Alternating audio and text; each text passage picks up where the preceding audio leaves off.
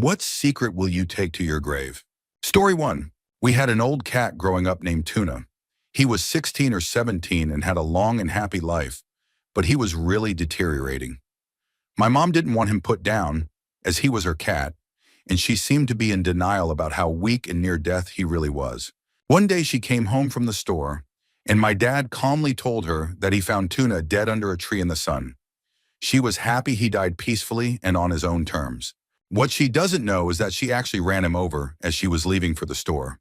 She obviously didn't feel him under the tire, but my mom accidentally killed her cat, and we all lied about him dying in his sleep. Story 2. In Dutch, when you boil an egg and then place it into cold water to make it easier to peel, it's called to scare the eggs. One day when I was about 6 or 7, my mom asked me to scare the eggs. So being the little joker I was, I lifted the lid of the pan and yelled, "Boo!" My mom cracked up and has been telling this story ever since, for over 20 years. She's come to love the story and still truly believes I wanted to actually scare the eggs. The truth is, I knew what scaring an egg meant and only wanted to make her laugh because she was in a sad place in her life back then. It's made her laugh for over 20 years. That means it's the best joke I've ever pulled off, and I'd rather take it to the grave than let her find out I was just pretending. Story 3. Way back, about 8 years ago, when I first started dating my now wife, she was extremely shy about her body and very reserved because she had never been in a relationship. One night, while I was over, she said she was going to take a shower before we went out to eat. About 10 minutes after she left her room, I heard a noise from the bathroom. I got up, knocked on the door, and asked if she was all right, but got no answer. I waited for a minute, calling out to her, and then decided I had to check on her to make sure she was okay. I opened the door and she was lying on the floor of the tub, unconscious, with the shower still running. I picked her up, carried her to the bed, grabbed a towel, wrapped it around her, and tried to wake her up. After about 30 seconds, she regained consciousness and asked if she had managed to put the towel on herself before passing out. I lied and said she had it on when I found her, just to help her feel better. I know it doesn't change much, given that we've now been married for 3 years, but I'll take that to the grave if it gives her peace of mind. Story 4. My parents are divorced and remarried. My dad is very happily married to my stepmom. My mom not so happily married to my stepdad. They've both confided in me a long time ago that they're still very much in love with each other, separately of course, since they live thousands of miles apart. They asked me never to tell anyone about this. I intend to keep that promise, but it hurts to know they still feel so strongly about each other, and maybe, just maybe, could have gotten back together if they hadn't been so proud and stubborn. Such is life. Edit, extra detail. I totally forgot to mention. When I turned 18, my father and his parents, we're all very close, sat me down and handed me a folder with everything that happened regarding their divorce. All of the letters between my parents, the confession of the situation that started it all, it kind of shattered my world at the time. I had this image of my mom and dad, and those ideas of who they were had to be adjusted with all this new information, which clashed pretty strongly. Over time, I came to understand that people change, and the parents I saw going through that divorce are not the parents I have today. My mom was only 19 when they started dating, and they married 2 years later. My dad was 7 years older, so he had more life experience. From what I gathered, my mom just wasn't ready for that kind of life, that kind of commitment. I understand it a lot more clearly now that I've been in my own relationship with my partner for 4 years.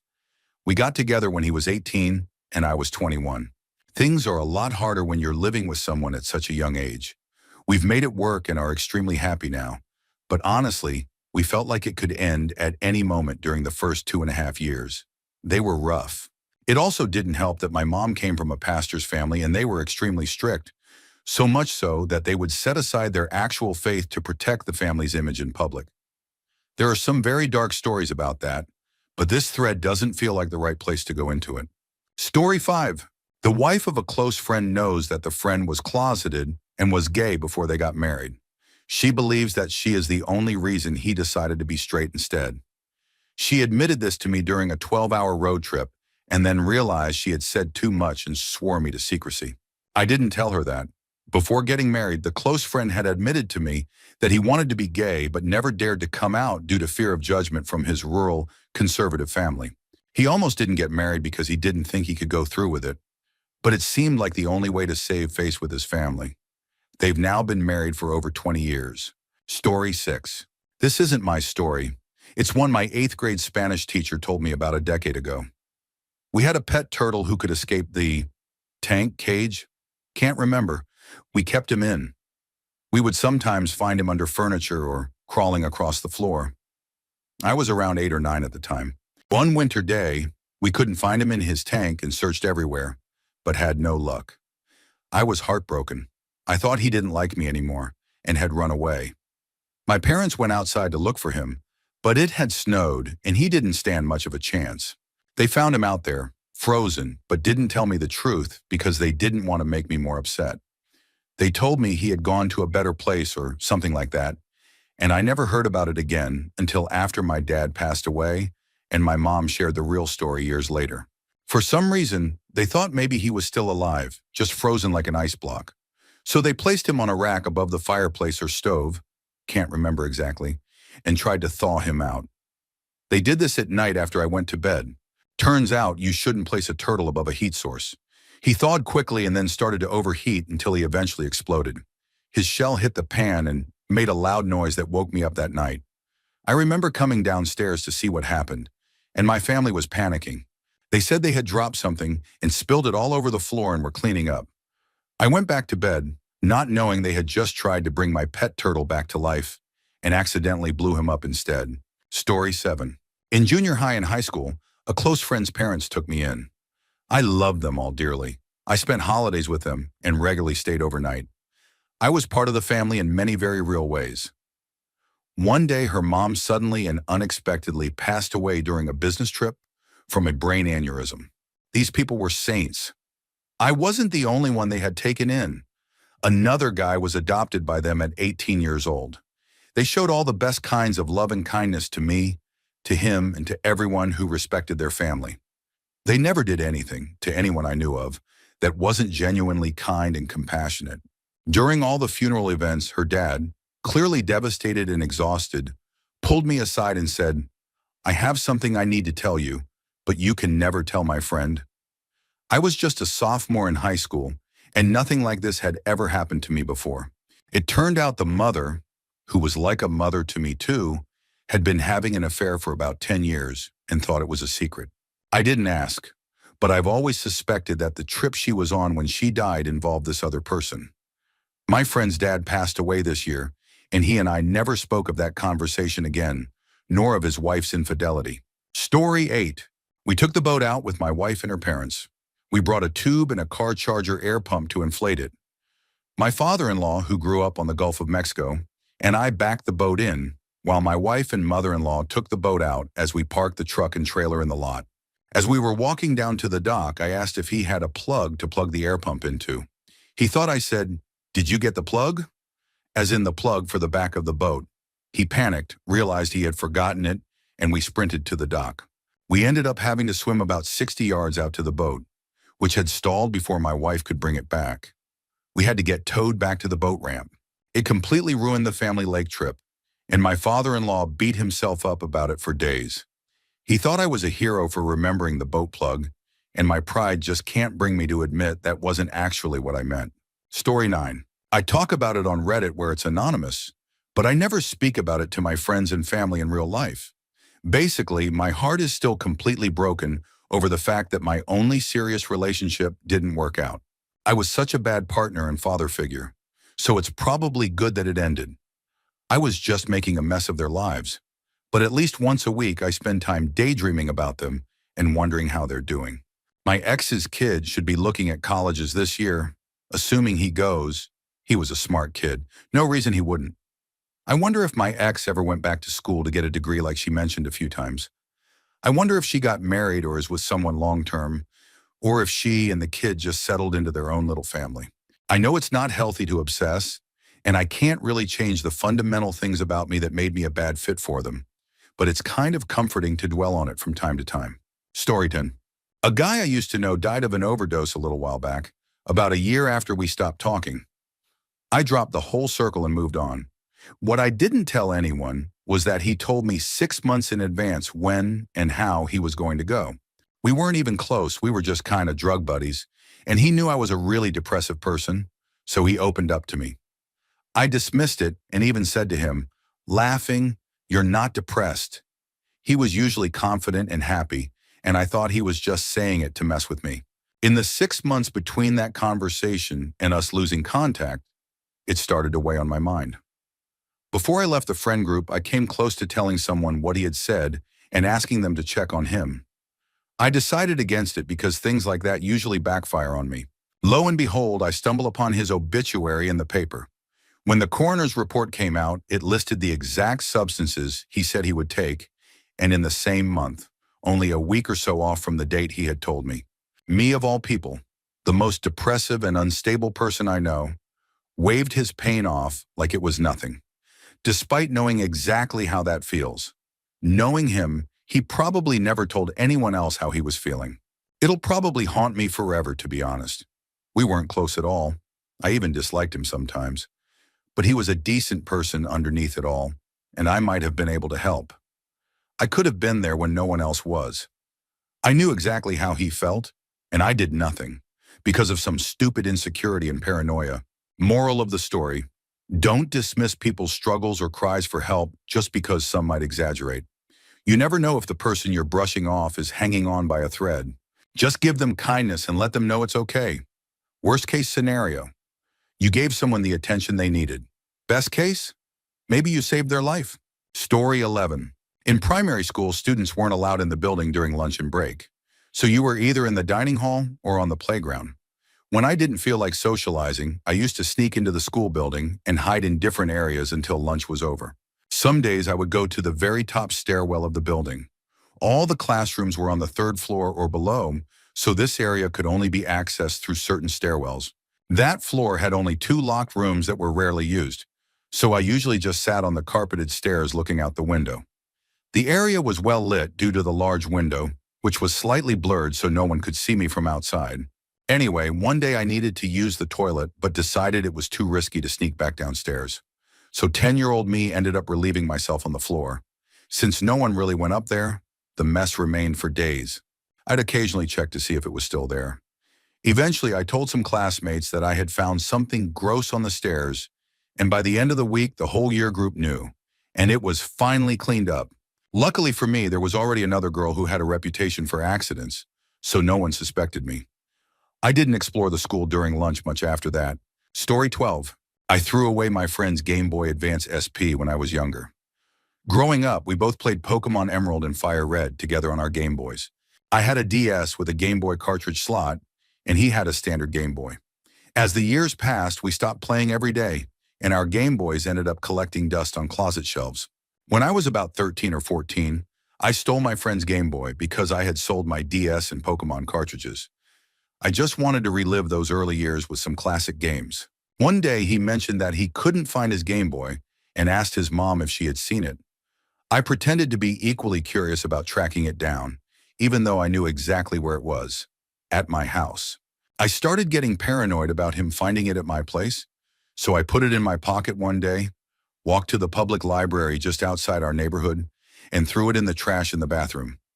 I couldn't deal with the guilt of telling him I had taken it, so I got rid of the evidence. We're both in our 20s now, and he still brings it up from time to time.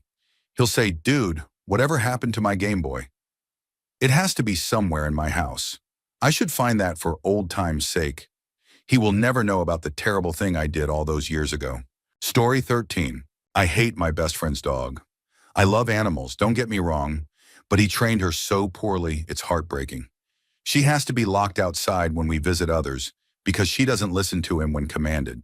She runs from him, bites him, not hard for an adult, but a kid would disagree, jumps on people, steals food, clothes, tools, papers, etc., tries to dominate other dogs, pulls and runs on her leash.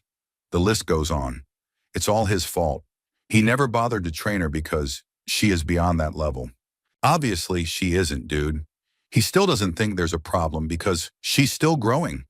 No, she isn't a puppy anymore, and she could seriously hurt someone by jumping on them like that.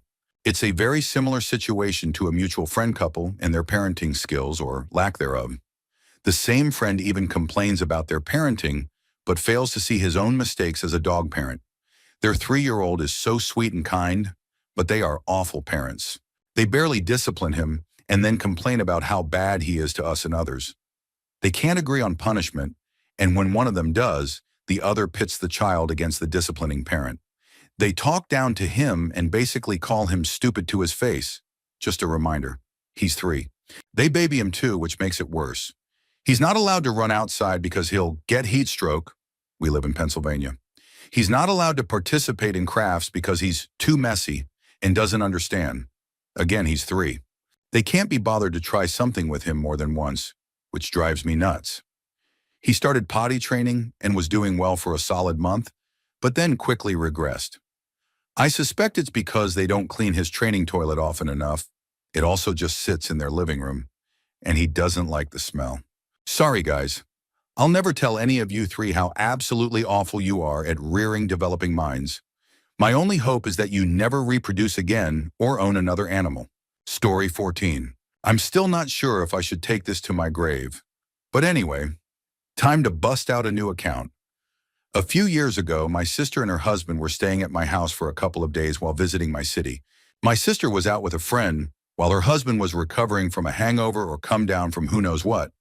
He was planning to meet up with them later, so when he woke up, he asked me for a new bar of soap, towels, and so on, to shower and get ready. I found it odd that he was already down to his boxers when he asked me. To make it even stranger, I had already shown them where everything was, in the linen closet between the guest room and bathroom. But I figured he was still feeling off from the night before. Whatever. I showed him to the supplies and went back to cleaning the kitchen before heading to work. I was just finishing up and about to grab my purse and keys from the counter when I turned to find him 3 feet from me, wrapped in a towel, looking lost. Trying to stay calm, I asked, "Do you need anything else before I take off to work?" He said, "No. I just wanted to ask you something." Okay. Then what came out of his mouth next shook me to my core. My entire body was instantly filled with terror and anger. He asked so casually, "Do you want to sleep with me?" I stepped back and grabbed the nearest thing I could. Of all things, a peppermill. He saw my reaction and immediately began apologizing and begging me not to tell my sister. I left, still holding the peppermill, unable to get a single word out of my mouth. It was a terrible day at work. I couldn't stop going back and forth, debating whether to tell her or not. My sister is the type to hold a grudge forever. We have such an amazing relationship, and I didn't want to ruin it because her husband made a move on me. Who knows? Maybe it was just the alcohol and drugs talking, and he's not actually interested in me. Lately, I've been thinking about it more, since they're going through a separation, and she's unsure about divorcing him. Cheating wasn't the cause of the separation, but it is related to an issue with him. Still, I know she'd hold this against me forever. Somehow it would be my fault. Story 15. In 4th grade, we had these workbooks, and every subject was in that book. My teacher was out for half the year due to some health issues. Substitutes never checked the work while they were there, but they taught and assigned pages in the workbook. In those 5 months, I did nothing with this book. I mean, literally nothing. I paid attention, just never wrote anything down. Homework? Nah, didn't need to. I was half smart, half lazy. It was now toward the end of the year. When my teacher finally came back, she announced during the final week that she was checking everyone's book. Anyone not up to par would be held back. No ifs, ands, or buts. I was freaking out. I had no chance to copy. It would have taken way too long to cram 5 months into a few half days. She was calling up each kid one-on-one to go through the book. My last name was toward the end, and she miraculously skipped me. I thought for sure I was done for, and that she'd realize I hadn't met with her or turned in my book. Nope. This teacher somehow only counted 31 out of 32 books. I still had mine, you see. I had to hide it for the last few days until I threw it out. I figured she'd go through them again and notice mine was missing. Report cards came a couple of weeks later. A horrible, horrible 2 weeks. And I passed. All my classes. To this day, I still have no idea how I got a passing grade. How did she not notice there was no grade by my name? How did she not realize my book was missing? So many questions. Story 16. I dated the same girl since I was in middle school, about 12 years old, and we helped each other through a lot of things. I lived a pretty good life and have nothing to complain about, but she wasn't so lucky. She had a bad stepfather who abused her and her sisters. She told me when she was 14, and I begged her to tell someone. She refused for a long time, but eventually I got her to open up, and she and her sisters were placed into foster care. They had a tough time in the system, but overall they turned out better than they would have otherwise. The thing is, the way I got her to tell someone, she was too afraid to come forward, so I told her that I had been abused too when I was younger. I made up a story about my grandfather, I don't even have a grandfather, doing the same thing, and that I told my parents. They put him in jail and things got better. Knowing that I understood gave her the strength to tell our school counselor. I was never abused, and she left me back in April. Even now, I'll never tell her the truth. I'm too afraid that she would regret her decision.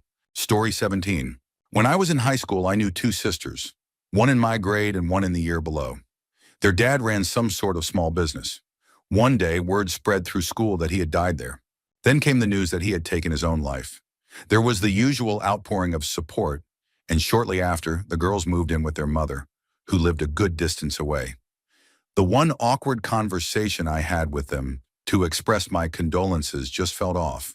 Several years later, randomly, I ended up working with their older brother. They had a distinctive last name. He had been in his early 20s back then and was working part-time at the business while living with his girlfriend. One night after work, we walked to a bar for drinks, and I asked about his sisters. That's when he told me the real story. Their dad had been harming both girls and had started grooming the youngest, who was only 10. He had found out months earlier and started collecting evidence. Once he had enough, he snuck into his dad's office and removed all but one bullet from the gun his father kept there. On the afternoon of the so-called suicide, he called his dad and said that if he wasn't gone by morning, the evidence would go straight to the police. And, well, that was it. He swore me to secrecy, but it doesn't really matter anymore. He passed away in the mid-2000s. Story 18. I work for the railroad as a conductor. One day I was on my train after getting the engine connected, and I went down to release the handbrakes on the rail cars. The yard I was in is always active, with tracks and cars constantly being switched. The track next to me was empty, and as I walked back to the cars, I drifted closer to that track without realizing it. Not even halfway to the second car, I felt a sudden, hard push from behind, and the next thing I knew, I was launched about 5 to 6 feet forward, landing right on my knees. Another crew was working nearby on a different radio channel and had moved cars into the track next to me. I had no idea, and since it was empty, the conductor on that crew wasn't near the clearance point and didn't know I was there. Once I hit the ground, I looked up and saw the train cars rolling past. It took a second to register what had happened. I thought, I just got hit by a train and landed safely. But what if I had landed 3 or 4 feet to the left? I would have been gone. Once I collected myself, I climbed back on the engine and called my mom and best friend. I told them what had happened and that I loved them. I don't know why I did that, but I just needed to. I was so scared. The only person at work who knows is the engineer. I had to patch up my bloody knees before we moved on. He promised not to say anything, and neither will I. In this line of work, word spreads fast. I'm lucky to be alive. Maybe I'll keep this to myself until I retire, 38 years from now. Then maybe I'll tell a new hire to watch out in the yard. Story 19. This happened around 15 years ago, and I'm not sure how accurately I remember it. I was playing with some friends at their house on the front porch. We were fighting and messing around, all 4 of us. One of them got knocked down to the floor. Nothing very serious. He pretty much just fell onto his back. That's where I come in. I kind of smashed his head against the floor with my hand. There was no crack or anything, just a very loud thump. He cried really hard, and his mom came out from inside the house and told us to stop fighting. He told her what happened, but she didn't really believe that I, a skinny younger kid, could have done that to him. Neither of his 2 brothers told on me either. He had a reputation for being very accident-prone. He had broken bones in various ways multiple times, and cuts and bruises were common for him. He was the eldest and often less supervised, growing up in a rural farm-living family. His mom, who was a nurse at the time, likely didn't think anything of it. The next day or so, while I was at home, my dad got a phone call. It was the boy's mom. She told him that her eldest son, the one whose head I had pushed against the floor, had passed away in the middle of the night, supposedly from an aneurysm. She said he had woken up scared, called for her once or twice, and then collapsed. Neither his parents nor mine ever made the connection between what I did and what happened, probably because no one believed I could or would have hurt him. But I can't think about him without wondering if I was the reason. Story 20. When I was a kid, we lived in the country and didn't have trash pickup service. We burned our garbage in a steel bin in the backyard or hauled it to the dump. As a 10-year-old, it was my job to take out the trash and make sure it got burned. To speed things up, I would usually sneak a can of gasoline from the garage and douse the barrel before lighting it. It was Mother's Day when I did my usual little chore. After I poured the fuel, I noticed it had pooled on some plastic. When I tossed the match in, the fuel vapors exploded and splashed burning liquid onto my shoulder. After about 20 seconds of stop, drop, and roll, I finally put the fire out. I spent the next 2 hours screaming in pain while my mom rushed to get me medical help. I never told her about the gasoline. She thought it was oil she had thrown out that had ignited or popped, and she still blames herself for the pain I went through. Story 21. A year ago, I found out just how bad my parents' financial situation really was. They had kept most of it from me, not wanting to worry me while I was in university. They kept saying things like, it's a bit slow, but it'll turn around soon. No worries. My dad had a small company, but in reality, they were deep in debt.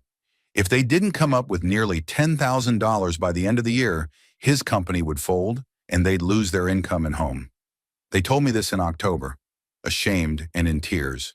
I didn't have much money. I couldn't work a lot due to school, and I had already been giving them some money to help. But I decided to go into overdrive. I worked at a local grocery store, and since they were short-staffed, I told them to give me every single available hour. So began 3 months of nonstop work, studying, barely sleeping, and saving every cent I could. I managed to save about $5,000, but it wasn't enough. My boss, who had been wondering why I was working so hard, finally pulled me aside for a meeting. I decided to tell him the truth. He made me a deal. He paid me a month in advance and lent me the rest of the money I needed. Thanks to him, I was able to give my parents the full $10,000+ they needed. Now, a year later, they're doing well. The business has improved and they have a stable income again. They only ever told me and a few close family members about their financial trouble. They think I just drained my savings to help. I did, but it wasn't enough. In truth, I'm still $2,500 in debt to my boss, who I will forever be grateful to. This is a secret I will never tell my parents, because it would only make them feel guilty toward me, my boss, and themselves. Story 22. A few weeks before high school graduation, a friend told me that another one of our friends was mad at me for laughing at something silly her little sister had done. I didn't think it was a big deal and figured she'd get over it. But she didn't. She became more and more bitter as graduation approached and eventually wouldn't even speak to me. Fast forward to the winter after our senior year. I heard she was coming home to watch our high school basketball team play against their rivals. I was planning to attend the game too, but I didn't want to see her. So I sent her a MySpace message saying we didn't have to be friends, that I was sorry if what I did upset her, but she'd need to move on. I said that if she saw me that night, she should just ignore me like she had been, because I was done trying to be her friend. We weren't even that close. We were more like acquaintances with mutual friends. She never made it to the game. She passed away on the way home in a car accident. I cried at her funeral, not because I missed her, but because I realized from her parents' behavior that they had probably read my message. I never told anyone about the message, and I played it off like my tears were from grief, not guilt. Out of guilt, I've spent the last 12 years treating her little sister like my own. She's not as quirky as her sister was, but it's hard when she brings her up like I still care. Story 23. My dad ended our family dog's life when I was young. He had accidentally run over our 17-year-old golden retriever. She was hard of hearing and moved slowly. After taking her to the vet, they most likely told him it would either cost a lot to try and save her or that there wasn't much they could do. They gave her pain meds, and he brought her home, comforted her, and then made the decision to end her suffering. My mom brought us home shortly after it happened, and we said our goodbyes through tears. My dad told us she had passed away from her injuries, but I remember seeing a pool of blood. Even at that age, I knew what had really happened. Her injuries were mostly internal, and she wasn't bleeding much before. It was one of only 2 times I saw my dad cry. He loved that dog deeply. She had been with him for nearly 2 decades. It would take almost another 10 years before he allowed us to have another pet. I've never told him that I knew the truth. It didn't seem necessary, especially since my parents tried so hard to shield my sister and me from the reality of it. Story 24. When I was 18, I had a huge fight with my boyfriend. I was driving home from his house around 2 a.m., sobbing and deeply upset. I had a history of depression, and in a moment of despair, I decided to speed up my car to around 80 miles per hour and veer off the road in an attempt to crash. There were no other cars around, so I knew I wouldn't hurt anyone else, just myself. But when I jerked the wheel to the left, instead of flipping the car, I veered sharply and saw a jogger running down the road. To this day, I wonder why someone was jogging at 2 a.m. I immediately turned the wheel hard to the right to avoid hitting him. My car ended up going over a small ditch, narrowly missing a tree, crashing through a fence, and landing in someone's backyard, right into their hot tub. I was so horrified by what I had done that I pretended to be unconscious in the driver's seat. The family called the police, and an ambulance came soon after. To this day, I claim that a cat ran into the road and I swerved to avoid it. I'm a big animal lover, so my parents believed it. Thankfully, insurance covered everything. The broken fence and hot tub were fully repaired. But now, as a 28-year-old woman, I still cringe thinking about that night and what I nearly did. Story 25. Growing up, my mom owned a daycare and had a few employees. One of them had a 13-year-old daughter. When I was 5, she forced me and another 5-year-old girl to engage in inappropriate behavior in my room.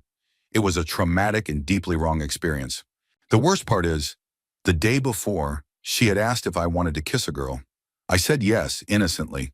She told me to pick a girl from the daycare to kiss, and I did.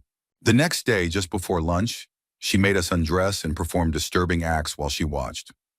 I'm 21 now and still carry guilt, even though I know I was a child too.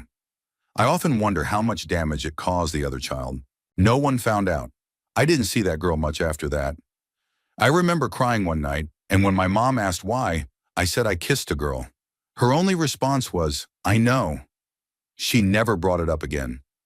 That girl, the teenager, is now an adult with a child of her own. I hope she has changed. Another secret is that my younger brother once made an inappropriate suggestion. I said no, but he became aggressive and creepy. I left the situation immediately. Later in the military, I was assigned a roommate. Let's call him Mike. We shared a bunk bed, he on top, me on the bottom. Mike was known for being a womanizer. One night, Mike got drunk and had relations with a married woman on the top bunk while I was in the room. I got up and left. This happened more than once. What upset me most wasn't just that Mike had a girlfriend, but that the woman's husband was deployed at the time. She later admitted to kissing someone else but never confessed the full truth. I regret not telling her husband. A few months later, Mike did something similar with someone I had told him I liked. Ironically, Mike eventually got engaged, then married. His wife cheated and they divorced. He blamed her completely and never acknowledged his own behavior. I apologize for the long story, but I've kept this all inside for years. Story 26. On the last day of my senior year of high school, a friend of mine brought in a water bottle full of tequila. And I'm not talking about a small bottle. It was one of those oversized ones, nearly a full liter. I hadn't eaten breakfast. It was around 10:30 in the morning, and I ended up chugging about 3/4 of that bottle myself. At some point, I confessed to the foreign exchange student in our class that I had a huge crush on her, then passed out during my next class and woke up only because I had thrown up all over the lab table. My teacher tried to help me walk to the nurse's office, but I was so out of it that I couldn't stand properly. She ended up sitting me in her personal computer chair and called the nurse, who came down with a wheelchair. My friend unintentionally gave me away. I was breathalyzer tested and my dad was called. He picked me up and brought me back to his apartment. My parents are divorced, and let me sleep it off until about 2:45. He helped me into the shower, where I threw up 2 more times, then gave me a change of clothes and drove me to the end of the street where my grandfather lived. My sister and I used to go there after school to meet up with her. She was still in middle school. And our mom, and we'd all hang out until my dad picked us up. My grandfather passed away later that year. To this day, the only people who know about what happened are my dad and my sister, who was also in high school at the time. Story 27. This happened over 10 years ago. I was on holiday in Turkey with my best friend and our girlfriends at the time. We had chosen to stay at an all-inclusive resort, which meant free food and drinks. but it was located far from any nearby towns, so we got bored pretty quickly. My friend Charlie and I decided to explore the area and ended up stumbling upon a second hotel on the property that wasn't open to the public yet. We snuck in. The place was completely empty. No staff, no guests, just a bunch of open hotel rooms. We ended up sneaking around the entire building, and we're talking hundreds of rooms here, doing harmless but weird things. We'd place chairs on beds, twist picture frames, leave brooms in showers. Nothing was damaged, just little changes that would take time to fix, if anyone even noticed. We were laughing so hard, trying to stay quiet, moving from room to room, just messing around. Fast forward 2 years. Charlie and I both landed jobs at the same company in London. A new employee started, and Charlie got to chatting with her. He came running to me, barely able to breathe from laughing. Apparently she had worked as a holiday entertainer in Turkey. Charlie asked her what the worst part of the job had been, and she told him about the grand opening of a second hotel that had gone horribly wrong. She said when they opened it, all the rooms were in chaos. Nothing was where it should be. The opening weekend was a total disaster, and every guest got their money back. She said it even made the local evening news. So, we accidentally got a few hundred people a free holiday, but we also completely ruined the launch of an entire hotel for a weekend. Story 28. My best friend came to my house one day, visibly upset and crying. We'd been friends since middle school, and we were both 22 at the time. I had never seen him cry before. He was a very tough person. He proceeded to tell me that when we were 16, he had been assaulted by a man who used to buy us alcohol when we were underage. He said he went there hoping to get some beer, but the man offered whiskey instead and suggested they hang out and drink. Once he was intoxicated, the man hurt him. He said he had been holding it inside for so long that he felt like he was going to explode if he didn't finally tell someone. He also said he wanted to get revenge but needed help, and I was the only person he trusted. I told him I would do whatever he needed me to do. This guy is more like a brother to me than a friend. I was, and still am, ready to defend him at all costs, and I know he would do the same for me. He told me he wanted to confront the man, and I agreed to help. Over the next 2 days, we gathered everything we thought we'd need: ski masks, gloves, 2 metal bats, and a small firearm we bought off the street. At 11 p.m. on a Thursday night, we staked out the woods behind the man's house. Our plan was to watch the house and wait until he went to bed. Then at 2 a.m., we would break in and confront him. I was fully prepared to go through with it. When 2 a.m. came, I looked at my friend and asked if he was ready. He asked if I was sure I wanted to do this. I told him it was his call and that I was there for him no matter what. After a pause, he said he wanted to call it off. I asked if he was sure, and he said yes. I gave him a hug and he started crying again. So did I. I told him I'd always have his back and that this was his decision. We walked out of the woods and hiked back to my car. On the drive home, we agreed never to speak of that night again, and we haven't. Story 29. There was a time in my life when I was seriously considering ending it. I had always been strong. I loved MMA and combat sports ever since I was a kid. By the time I was 19, I was skilled enough to become an instructor. Life was good. Then I suffered a spinal injury that left me unable to walk properly. Every day for 2 years was painful. I went from being athletic and active to barely able to move, and I relied heavily on painkillers. I pushed away my closest friends, gained weight, and became the cliché nice guy with someone I had feelings for, which eventually ended my longest friendship. I had a plan. On my 21st birthday, I had picked the day and method.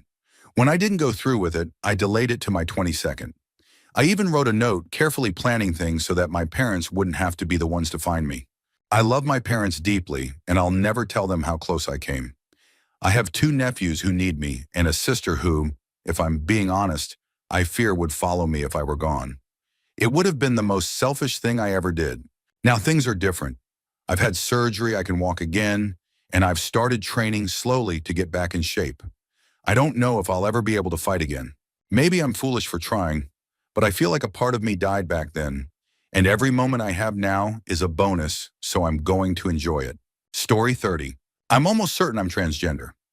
I don't fully understand the science behind it, and honestly, it scares me. But I still wish I were a girl. Every single day, I live in a very conservative area with equally conservative parents. I know they wouldn't support me if I came out. I don't even know if I ever want to come out. The nearest therapist who even accepts transgender patients is 3 hours away. I'm also not interested in men, and I don't know what that means for relationships if I were to transition. I'm not even sure I'd want surgery. I don't want to go through invasive procedures. I just wish more than anything that I had been born a woman. I know nothing will change that. I don't think I'll ever be able to transition, and by the time it becomes even remotely viable for me, I worry I'll be too old for hormone therapy to make a difference. I already feel like I'd be unattractive as a girl. I'm moderately attractive as a guy, but my hair is thinning, and I have a prominent chest bone that makes me feel uncomfortable. Even if I had small breasts, I doubt they'd cover it. I don't know what to do. I don't feel connected to anything considered male. I hate working out because I secretly love my small, skinny frame. It feels feminine to me, even if people tell me I'm unattractively thin. This has turned into the first time I've ever talked about it publicly, even anonymously. I hate feeling this way, and yet I love it too, because it's a part of me. I want nothing more than for the fantasy of being a girl to be real, but I know it never will be. I hate that I even dream about it. But deep down, I just know I am a girl. I just am. And still, as I write this, I hear the doubt in my mind yelling at me to man up. I feel like no matter what I do, I won't be happy. I just feel trapped. Story 31. Very possibly my biggest secret is that I no longer believe in the religion I was raised in. My parents, grandparents, extended family, and most of my friends are Christian. But over time, I've simply lost my belief. My family believes most of the traditional Christian teachings, but I just don't anymore. I used to be deeply into apologetics. I only listened to Christian music. I knew all the defenses for my faith. I was the good child to them. They assumed I'd never swear, never have sex outside of marriage, think being gay is wrong, and stay a good conservative girl my whole life. And they still think that's who I am. But I'm not. I plan to be intimate when the time feels right, or when I'm no longer painfully single. I swear, not exactly rebellious, but still. And I fully support LGBTQ+ rights. I'd defend them in a heartbeat. But I would never admit that to my family. Strangely, it's not even my parents I'm most afraid to disappoint. It's my grandparents. My dad's parents are very traditional, extremely kind, deeply religious people, and I could never imagine telling them I'm agnostic now. Even sharing this anonymously feels strange. It's still a new development. I'm sure eventually someone in my family will find out, and I know friends I meet in the future will too. But right now, nobody knows except for strangers online. I'll probably come out to one of my non-religious friends just to get it off my chest. For now, though, it's the biggest secret I carry. Story 32. Back in high school, UK, when I was in year 7, we went on a residential trip to a place with a lot of outdoor activities. At the time, I was even more awkward and shy than I am now, and I also had extremely sensitive bowels. One night around 2 a.m., I woke up with the worst stomach ache I've ever felt and ran to the communal toilets. Long story short, I didn't make it in time. I had an accident in my underwear, which I was wearing under my pajamas because I didn't like changing in front of others. I sat on the toilet to finish, but then panicked. I didn't know what to do with the mess in my underwear. In my brilliant 11-year-old logic, I decided to dump it into the sink and left the tap running, hoping it would wash down. Then I just left it there. The next morning, 2 guys burst into our room yelling that someone had made a mess in the sink. The supervising teachers had to use a bag to clean it out. Since we shared the bathrooms with another school and no one owned up, they just blamed it on the other school. I am the Burley Park sink culprit, and I will never tell anyone. Story 33. One of my best friends had been dating a girl for about 3 years. They were still pretty young, around 20 or 21. He'd been complaining recently that he wasn't happy and was thinking about ending the relationship. I talked to him a little, but since they had a vacation coming up, I figured everything was fine. After the trip, his girlfriend called me, sounding panicked, and asked me to come to his parents' house immediately. I rushed over, worried. When I arrived, he was sitting on the couch eating a burger and watching TV, while she looked deeply concerned. I asked what was going on, and she told me she was pregnant. At first, I thought it was a joke.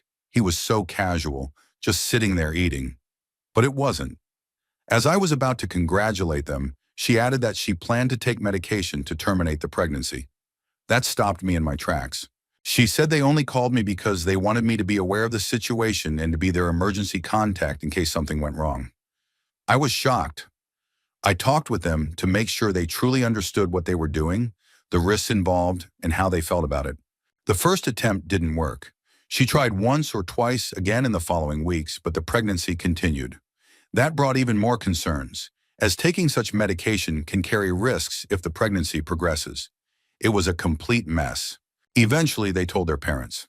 His parents helped find a professional to handle things safely and even paid for the procedure. Her parents were upset due to their religious beliefs but ultimately accepted the situation. They didn't have the baby, and soon after they broke up. I still feel deeply for her. What she went through was traumatic, and I don't think my best friend fully grasped the weight of it at the time. They made the best decision they could for their lives, and I'm the only friend who knows what really happened. It was hard to witness, and I still carry the memory of it. Story 34. About a year ago, I hooked up with one of my coworkers in the stockroom at the cafe where we both worked. It was a one-time thing. He was a great guy, and he was leaving to teach English in Japan in 6 weeks. I had just gotten out of a relationship, and things just happened. He started dating another coworker about a week later, and we both agreed to keep everything between us. He left for Japan, still dating A, and I quit that job and started another. The following week, I missed my period. That's not exactly something you can share via letter or text message, and I definitely couldn't afford to fly to Japan and tell him. He was supposed to return in 4 months, and I figured I'd wait until then to tell him. While he was in Japan, he caught influenza and tragically didn't recover. They flew his body back home in February. I gave birth to our fraternal twins in May. They have my last name, and they look just like him. My son has his hair, his eyes, his skin tone, his smile, and even some of his mannerisms. It's both beautiful and heartbreaking. His family has no idea. How do you tell a deeply religious mother that she's a grandmother because of a one-night stand? I plan on telling my kids the truth when they turn 18. Until then, they'll grow up believing that their father was lost helping others and that he misses them very much. Story 35. This secret has 2 parts. I'm agnostic, my mother's side of the family is Catholic, and my grandfather was a deacon. She enrolled us in Catholic school for a few years before we transferred to public school. I went through confirmation and everything, but I've always had doubts. I was that kid who always asked for proof, always questioning. I love science and logic, and when priests and nuns couldn't answer my questions, something shifted in me. I never told my mom because I didn't want her to resent me for it. A part of me still wishes I could believe the way I did when I was younger, but there are just too many unanswered questions for me to fully return to that mindset. I've been diagnosed with psychopathy.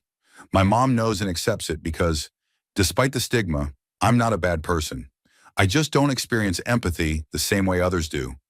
I can understand what people are going through and respond appropriately, but I don't feel their emotions. I don't tell others because too many people believe the myths that being a psychopath automatically makes someone dangerous. I once saw someone talk about it online, explaining that many people live with this condition without even realizing it. It's just misunderstood. Story 36. There are a few things I've deeply regretted in life, and while they aren't secrets I'll take to the grave, since a few close people know, these still weigh heavily on me. My ex, a long-term partner and my high school sweetheart, was a shy, beautiful girl. We now share a daughter. At the time, I found comfort in her struggles with social anxiety and depression, thinking it would make her less likely to connect with other men, and I believed I could protect her and be the one to support her. I truly loved her. But looking back, I feel like I unintentionally used her vulnerability to feel secure. That alone makes me feel ashamed. Eventually, karma hit hard. I found out she was chatting and exchanging explicit messages with guys online 5 times. Twice before our daughter was born, and twice after, I wasn't perfect either. I took her for granted and didn't always prioritize her. But cheating isn't the answer. The 5th time was the last straw. It was with one of my closest online gaming friends. They had built a connection, and when I got suspicious, they both lied. Eventually, I found solid proof. That's when I broke. I smashed her phone against the wall and even destroyed one of her beloved antiques. Then I did something I never thought I was capable of. I pinned her down and slapped her across the face. The moment it happened, I regretted it deeply. I was horrified at myself. I had never been violent before, and I constantly worry about what that means for any future relationship I might have. She forgave me, and we both moved forward, but I still carry the weight of what happened. There's one more thing. As a preteen, I had a huge crush on a close female friend. We used to have sleepovers, and one night I slept in her brother's room. After he fell asleep, I did something deeply inappropriate. I unlocked her bedroom door and sat beside her while she slept. I even tried lifting her shirt before she woke up. I panicked and ran back to her brother's room, pretending to be asleep. She confronted me the next day and I admitted to it. She was understandably hurt, and even though we tried dating later, it didn't work. We're still friends, but the trust was never the same. It's one of the most shameful things I've ever done. Story 37. I've been friends with this guy for about 8 years. We were really close in school, talked about life, girls, everything. After high school, we started to drift apart. He went to university and I stayed in our hometown and got a job. When we were younger, he was incredibly insecure about his looks. He always said he felt unattractive and that girls wouldn't want him. But in high school, he made up for it. He dated quite a few people over those 4 years. To this day, he's had 8 girlfriends. What I've never told him is that 4 of those 8 girlfriends have admitted to having feelings for me before, during, or after their relationship with him. This includes his current girlfriend, who he's very happy with. 3 of them confessed after breaking up with him, and one even asked me out not long after their breakup. I turned all of them down. Lately, it's been tough. We've grown more distant, and part of me wants to be honest about this, but I don't see how it could end well. I don't want to lose whatever connection we still have. His current girlfriend only admitted her feelings while drunk, and the next day she apologized and told me she was happy with him and didn't want me to misinterpret anything. Still, that kind of confession stays with you. I've kept it to myself because I think it's better for him not to know. Story 38. Hopefully this gets buried in this thread, but here it goes. When I was 15, I developed what I would later understand to be a severe anxiety disorder that resulted in multiple debilitating panic attacks per day. At the time, I had no idea what was happening. I'd go from sitting in class to experiencing what I now know were full-blown panic attacks. Usually, I could excuse myself and calm down in the bathroom or the nurse's office. However, I had one class where the teacher refused to let anyone leave the room. One day, I had a massive panic attack and was stuck at my desk. My classmates, friends, and even the teacher just stared at me like I was losing my mind. Since I didn't understand what was happening and was so embarrassed, I made up a lie. I told them that a friend, who didn't actually exist, from another state had died and my dad had just told me. As curious teenagers do, they asked a ton of questions. So I kept the lie going, adding more and more details so they wouldn't think I was unstable. The irony is that inventing an entire person and pretending they died to cover up a panic attack isn't exactly the most mentally sound thing to do. It's been almost 15 years since that day, and I'm still friends with a few people from high school. No one ever brings it up, and I will never mention it again. I'm still deeply embarrassed by it. Story 39. My best friend and boyfriend know, but I will never tell my parents. I was 14, riding in the car with a group of friends. 3 of them were in the back seat, and I was sitting in the middle of the back with a male friend. Let's call him C, right next to me. My dad was driving. It was Halloween night, and we had all been trick-or-treating. The car was full of laughter and jokes. Out of nowhere, one of the friends behind me grabbed my arms and held me down. I thought they were just playing around, so I laughed and squirmed. Suddenly, C placed his hand on my thigh and started creeping upward. I froze. Our eyes met, and his were like pitch black. He continued touching me while I whispered, "Stop." He didn't stop. I said, "No, stop," but he still didn't. Remember, someone was still holding my arms from behind, so I struggled, trying to move away. Finally, I whispered, "My dad's in the car." That's when C stopped. His eyes remained dark and empty. Since then, with the exception of my boyfriend, I can't be alone with men. This wasn't the only time something like this happened to me, and over time, it's made me distrustful. What complicates things even more is that I confronted C years later, around age 17, and we sort of worked it out. I still resent him, though. He's changed now, but it's hard to forget. The catch? My parents adore him. Every time my mom asks if I've ever experienced anything like harassment, I lie. It would break her heart to know, and my parents would never look at him the same way again. As strange as it sounds, I don't want that to happen. I just needed to get this off my chest. Story 40. I have a pretty mild one I'm willing to share. I have a friend who's been single for a long time. Whenever we talk about relationships, he always brings up one girl he supposedly dated in high school. He tells story after story about how passionate they were, how connected they were, and how life just pulled them apart. The thing is, I know that relationship didn't happen the way he tells it. I know for a fact that the girl he's talking about wasn't in a relationship with him. During the time he claims they were together, I knew at least 3 people who hooked up with her. Later, she dated another guy seriously for years before moving away. It wasn't a case of her cheating on him or misleading him. From what I saw and heard, he was more of an orbiter, someone always around but never really her boyfriend. Maybe they had a couple of casual moments, but it was nothing like the romance he's painted. I don't have the heart to tell him I know the truth, so I just nod along and let him have it. It's harmless enough, and maybe it's something he needs to hold on to. Story 41. After American Pie came out, I was a super lonely, hormonal teenager. One night, I saw a freshly baked apple pie on the counter, and in a moment of pure impulsiveness, I decided to, well, replicate the infamous scene. Unfortunately, the pie was still too hot, and I ended up burning myself in a very unfortunate place. Panicking, I threw the used pie into the neighbor's garbage bin, which had already been set out for pickup. I rushed to the store and bought a replacement pie, hoping to cover my tracks. Mission accomplished, or so I thought. Later that day, my parents came home. My mom happily announced that she had made a fresh apple pie for dinner. My dad walked in from the garage, clearly irritated, and accused her of lying. He had found the store-bought pie container in the trash. My mom, confused, insisted she had made the pie herself. What followed was a heated argument, with my dad showing proof and my mom laughing it off, thinking he was just trying to start something. But from then on, the pie became a recurring fight. Anytime they argued, it would resurface. Oh yeah, just like that pie you supposedly made? That first night, I was so full of shame and embarrassment, and also dealing with a painful burn, I couldn't bring myself to come clean. My dad even asked me about it directly, and I lied through my teeth while silently panicking that somehow, some way, he'd uncover the truth, that his son had committed the ultimate pie-related sin. They eventually divorced. The pie didn't cause it, but it became a weird symbol in their already rocky relationship.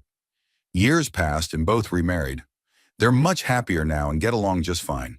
Still, every now and then, an eye roll follows whenever someone mentions pie.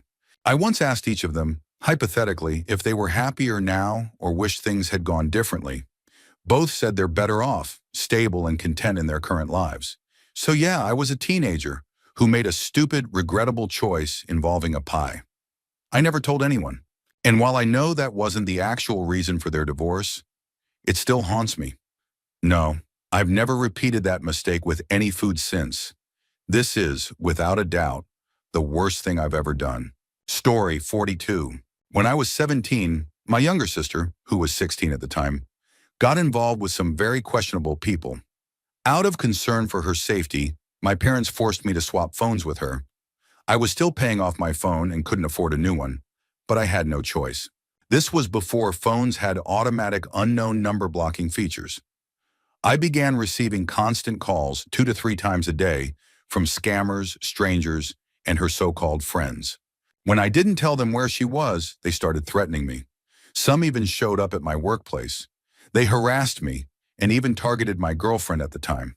It took 2 years to make it stop. I got almost no support from law enforcement. Every time I asked for help, I was brushed off. One officer even told me, "Guys shouldn't feel intimidated. Get your stuff together and move on." My therapist at the time was no better.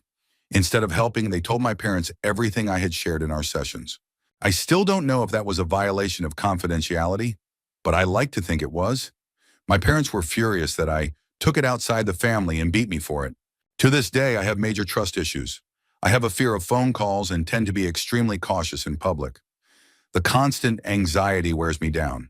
I still haven't told many people about what happened because I'm afraid of being ridiculed or dismissed. But I'm working through it now with a different mental health professional. It's a long process, but I'm trying.